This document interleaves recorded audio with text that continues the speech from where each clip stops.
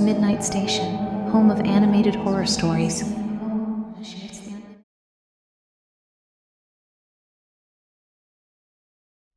Dr. Richard Bennett was a well-respected psychologist, often dealing with cases of sleep disorders. Among his myriad patients, there was one who seemed particularly troubled. His name was Thomas. He spoke of a man haunting his dreams, a man whose description made the hairs on the back of Dr. Bennett's neck stand. Thomas described him as a tall figure clad in a dark suit, face obscured by a wide-brimmed hat that cast a long, ominous shadow. Yet his eyes, they were impossible to miss. Bloodshot and glowing, they were filled with a malicious intent, like molten iron piercing through the cool darkness. These eyes didn't merely look, they burned, consuming every iota of hope, filling Thomas with an indescribable dread. The figure was always watching, always following. No matter how hard he tried to hide, the figure was always there, tormenting him with his silent, menacing presence.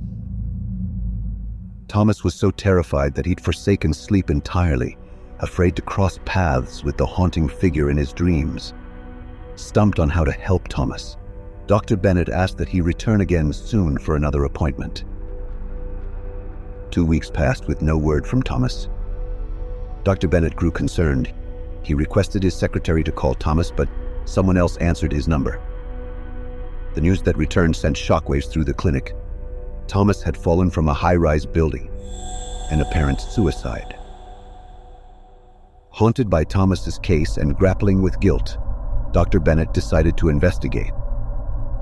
He delved into the labyrinth of online forums late into the night, searching for any other experiences similar to Thomas, where someone was so afraid of their dreams that they could not go to sleep.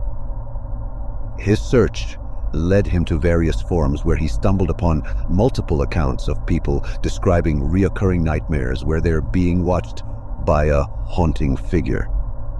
Each description of the man made Dr. Bennett shiver. They were all describing the same man that Thomas saw, a man with a long-brimmed hat that could not hide his glowing, menacing eyes.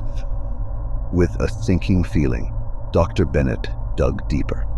The more he uncovered, the more his dread grew. He traced the identity of the people who made these posts. Each individual who had reported seeing this figure had died mysteriously, all from falls from great heights. Exhausted from his research, he fell asleep at his desk. In his dream, however, he noticed immediately that something was very wrong. His breath quickened. He clutched at his heart. A pressure was stabbing at his chest. He felt like he was about to explode. He turned around and found himself in the presence of a tall, shadowy man. His menacing eyes bored into Dr. Bennett's soul, the same fiery gaze Thomas had described.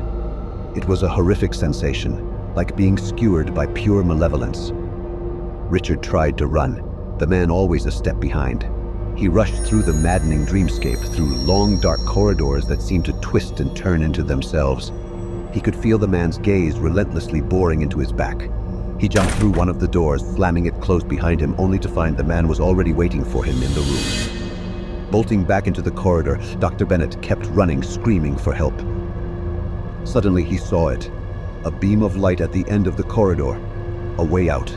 His heart pounded as he made a mad dash for it, the freedom it promised propelling him forward. But as he climbed through the window-like opening, his heart sank. There was no ground beneath him, just an abyss. His body was falling, the wind whooshing past his ears. He woke with a start, finding himself not in his bed, but climbing through his apartment's window. Disoriented and terrified, Richard realized he was sleepwalking, emulating his dream. But it was too late. His body had already tipped over the edge. As the ground rushed up to meet him, the last thing Dr. Bennett saw was of the man's terrifying eyes, still burning into his soul, even as he fell to his death.